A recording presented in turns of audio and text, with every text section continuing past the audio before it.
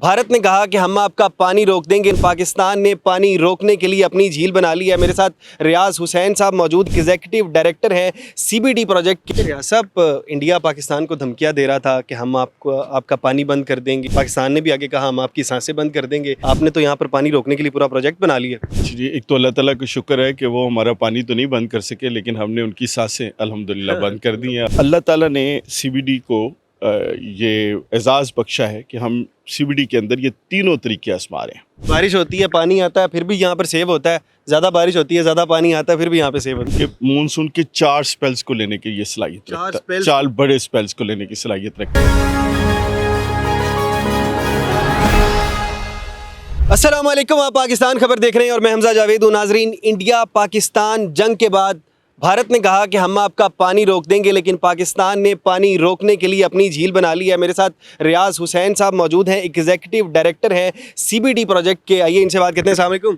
वालेकुम अस्सलाम। सब कैसे हैं आप? अल्हम्दुलिल्लाह। रियाज साहब, इंडिया पाकिस्तान को धमकियां दे रहा था कि हम आपका पानी बंद कर देंगे, और इस तरह जो है पाकिस्तान ने भी आगे कहा हम आपकी सांसें बंद कर देंगे।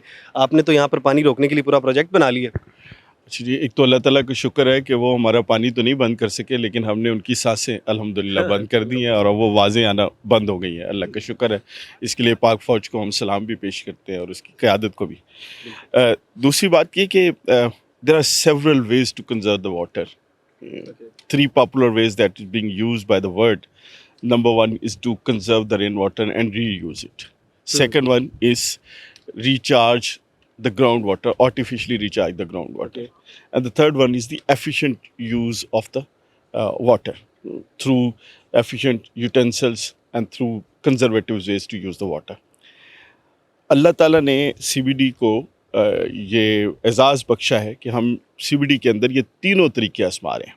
पहला तरीका तो आप देख रहे हैं कि ये मेरा पूरा ड्रेनेज नेटवर्क सिस्टम सीबीडी का इस लेक के साथ जुड़ा हुआ है। इस लेक के अंदर हमने एक गेट लगाया हुआ है।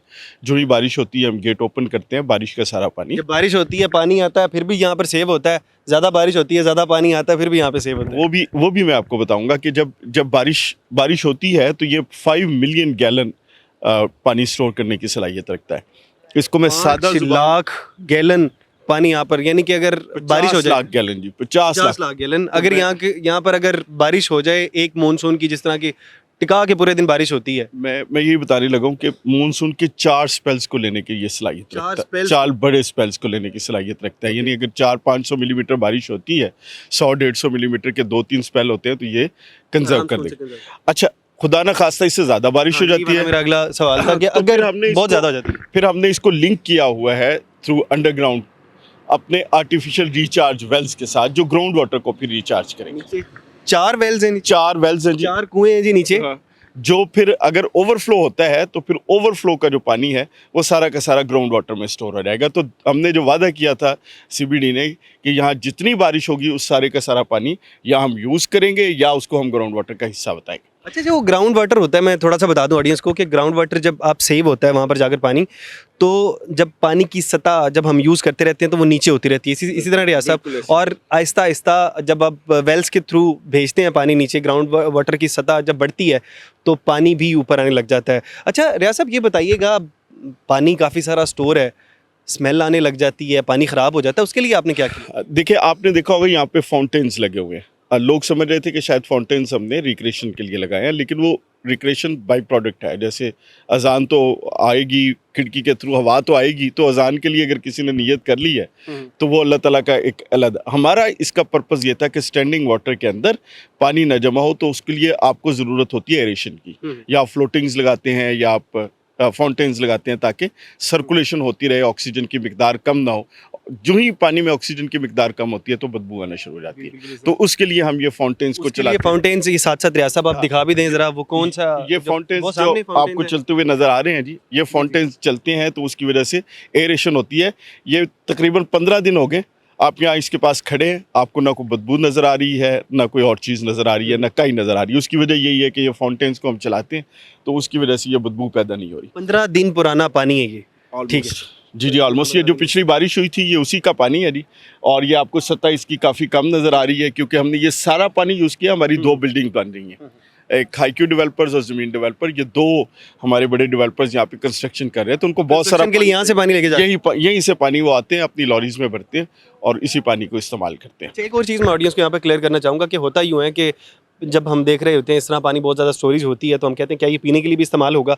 तो आप इसका जवाब देंगे? मैं दे दूँ, आप दे देंगे। नहीं, पीने के लिए इस्तेमाल नहीं करेंगे, उसके लिए आपको फिल्ट्रेशन प्लांट लगाना पड़ता है, उसकी फिर एक एक्स्ट्रा कॉस्ट है, वो भी इंशाल्लाह ताला वक्त के साथ साथ हम इसको करेंगे। हमारे पास बहुत ज़्यादा इस तरह के स्टोरेज हो जाएंगे, क्योंकि हमारा इशू ये है कि हमारी जो बारिश है ना, वो 35 से 40 दिन की बारिश है पूरे लाहौर के अंदर, और वो ज़्यादातर होती इन्हीं 2 महीनों में है, जुलाई अगस्त में। वो सारी की सारी 35 में से जो 20 दिन है वो जुलाई अगस्त में, फिर कुछ 6-7 दिन आपके दिसंबर में, जनवरी में है। तो आप इसको कॉन्टीन्यूसली इतना बड़ा जो है वो खर्चा नहीं कर सकते, क्योंकि आपको 35 दिन आप सिर्फ वाटर सप्लाई दे सकेंगे, उसके बाद फिर आपको दोबारा उसके लिए जाना है, तो वो कैपिटल कॉस्ट बहुत बढ़ जाती है। हमारा दरिया रावी से पानी बहुत ज़्यादा कभी कभी ओवरफ्लो हो जाता है, उसको भी हम सेव करने के लिए कुछ ना कुछ करेंगे इन फ्यूचर? सर देखिए, रावी अर्बन डेवलपमेंट अथॉरिटी का जो क़याम हुआ है और जो रावी का प्रोजेक्ट बन रहा है, वो इसी मकसद के लिए बन रहा है।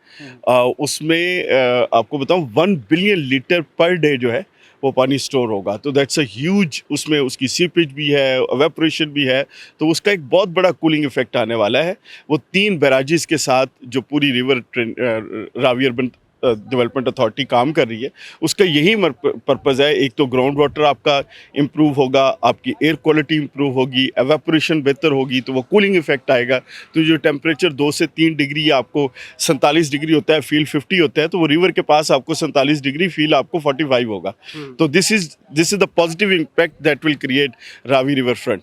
तो उम्मीद है वो चल रहा है काम, रावी बहुत अच्छा काम कर रही है अथॉरिटी, वो जब कंप्लीट होगा तो उसके बहुत अच्छा काम कर रहे हैं रियाज साहब। थैंक यू वेरी मच, बहुत शुक्रिया रियाज साहब, आपने हमें वक्त दिया। उसके अलावा आप यहाँ पर इसके अलावा भी सफाई देखें तो बहुत ज़्यादा है। CBD को जो हेड कर रहे हैं, एग्जीक्यूटिव डायरेक्टर हैं रियाज साहब, और बाकी आप देखें ये सारे प्रोजेक्ट के ऊपर अभी मज़ीद भी काम हो रहा है। हम यहाँ पर बिल्कुल भी स्मेल नहीं यहाँ पर हमें आ रही है, पानी काफ़ी हद तक साफ़ है, और हवा अगर हम थोड़ी दूर जाते हैं तो हवा गर्म होती है, और जब हम इसके करीब आते हैं तो हवा भी हमें थोड़ी सी बेहतर महसूस हो रही है, शायद टेम्परेचर बेहतर हो जाता है। बहरहाल आप अपनी राय का इज़हार कमेंट बॉक्स में ज़रूर बताइएगा। इसके साथ अपने मेज़बान हमजा जावेद को दीजिए इजाज़त, अल्लाह ने के बाद।